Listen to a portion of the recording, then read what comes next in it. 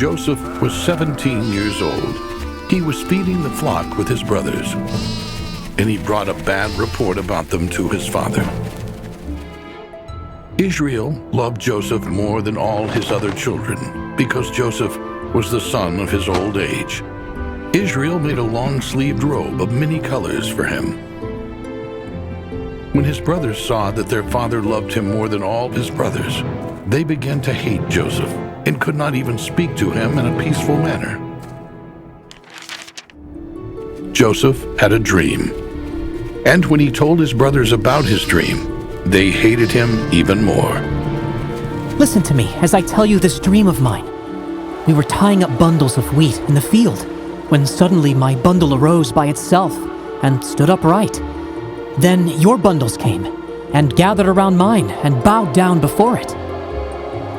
And his brothers said, "Shall you rule over us?" "Yes, you will certainly be our king." And they hated him more and more for his dream and for what he had said.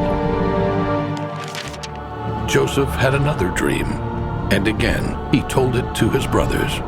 I have dreamed another dream. The sun and the moon and 11 stars bowed down before me. But when Joseph also told the dream to his father, Israel rebuked him, saying, "What is this dream that you have had? Do you really expect me, your mother, and your brothers to come and bow on the ground before you?" His brothers were jealous of Joseph, but his father kept the matter in mind. After these events, Joseph's brothers traveled to feed their father's flock near Shechem, and Israel called for Joseph. "Are not your brothers pasturing the sheep near Shechem? Come, I will send you to them. Here I am." Go now and see if things are going well with your brothers and with the sheep, and bring word back to me." So Israel sent Joseph out from Hebron. And when he arrived in Shechem, a man found him wandering around the countryside. "What are you looking for?" I'm looking for my brothers. Please tell me where they are pasturing their flocks. "They have gone away, for I heard them say, 'Let us go to Dothan.'"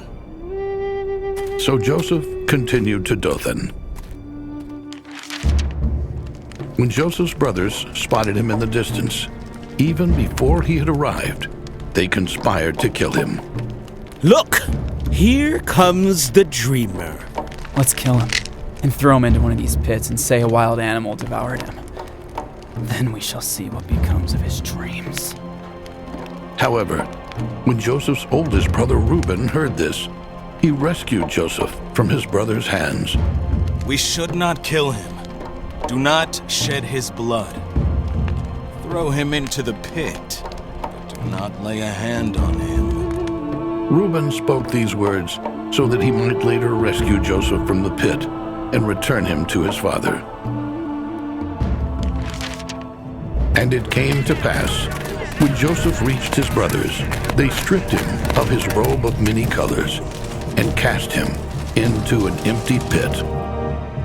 They sat down to eat, and when they looked up, they saw a caravan of Ishmaelite merchants coming up from Gilead on their way to Egypt.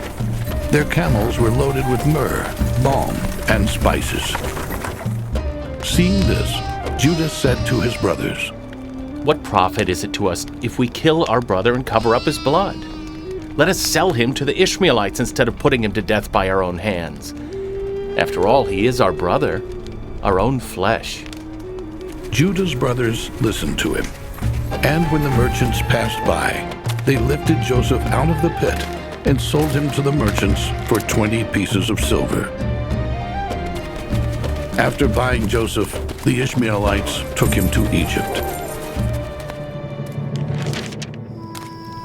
Later, when Reuben returned to the pit where Joseph had been placed and saw that it was empty, he tore his clothes in agony and returned to his brothers. "The boy is gone. Where can I go now?" So they took Joseph's robe of many colors, killed a young goat, and dipped the robe in its blood. Then they brought the robe to their father, saying, We found this robe. Do you know if it is your son's robe or not? Jacob immediately recognized the robe of many colors and cried out, It is my son's robe. A wild beast attacked him. Joseph has, without a doubt, been torn to pieces. Jacob tore his clothes, put sackcloth around his waist, and mourned for his son for many days. Though all his sons and daughters tried to comfort him, he refused to be comforted. No, I shall go to my grave mourning my son. Meanwhile, in Egypt, the merchants sold Joseph to Potiphar, an officer of Pharaoh and a captain of the guard. Then Judah said to his brothers, What profit is it if we kill our brother and conceal his blood? Come, let us sell him to the Ishmaelites, and let not our hand be upon him, for he is our brother, our own flesh. And his brothers listened to him.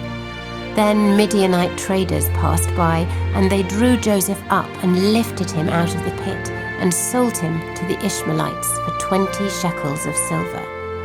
They took Joseph to Egypt. Genesis chapter 37, verses 26 to 28.